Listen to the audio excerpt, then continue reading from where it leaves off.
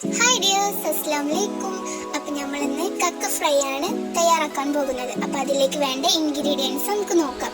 ആദ്യം തന്നെ നമുക്ക് കുറച്ച് ഗാർലിക് പേസ്റ്റ് ആണ്, പിന്നെ 1/2 ടീസ്പൂൺ മഞ്ഞൾപ്പൊടി, 2 ടീസ്പൂൺ മുളക് പൊടി ആവശ്യത്തിന് ചേർക്കാം.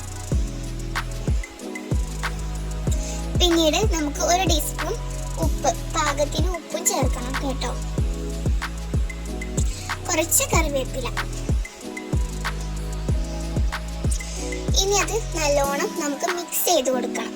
മിക്സ് ചെയ്ത് ഒരു അരമണിക്കൂർ റെസ്റ്റ് ചെയ്യണം. ഇനി സ്റ്റൗ കത്തിച്ച് പാൻ വെച്ച് ആവശ്യത്തിനുള്ള വെളിച്ചെണ്ണ ചേർത്ത് കൊടുക്കാം. കുറച്ച് ചേർത്താൽ മതി, പിന്നീട് നമുക്ക് ആവശ്യത്തിന് ചേർത്ത് കൊടുക്കാം. ഇനി നമ്മുടെ കക്ക അതിലേക്ക് ഇട്ട് കൊടുക്കാം. നല്ലോണം മിക്സ് ചെയ്ത് കൊടുക്കണം. എന്നിട്ട് കുറച്ച് നേരം അത് മൂടി വെച്ച് കൊടുക്കണം. മൂടി വെച്ച് അത് ജസ്റ്റ് ഒന്ന് ഫ്രൈ ആയി വരുമ്പോൾ നമുക്ക് ഒരു ടൊമാറ്റോ കട്ട് ചെയ്തത് ചേർത്ത് കൊടുക്കാം. ഇനി അത് നല്ലോണം ഫ്രൈ ചെയ്ത് വരണം.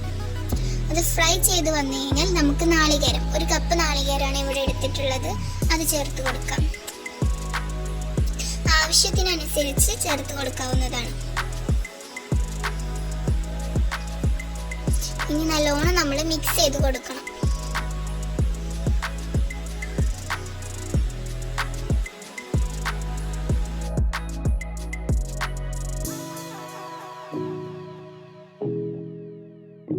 ഇനി നമ്മുടെ ഫ്രൈ ആയി വന്ന കക്കയിലേക്ക് നമ്മൾ കുറച്ച് മല്ലിയില ഇട്ട് കൊടുത്ത് നല്ലോണം മിക്സ് ചെയ്ത് കൊടുക്കണം. നല്ല രീതിയിൽ മിക്സ് ചെയ്യണം. അപ്പം നമ്മളിവിടെ ടേസ്റ്റി ആയ കക്ക ഫ്രൈ റെഡി ആയിട്ടുണ്ട്. ഇനി നമുക്കത് സ്റ്റൗ ഓഫ് ചെയ്യാം, പാത്രത്തിലേക്ക് സെർവ് ചെയ്യാം.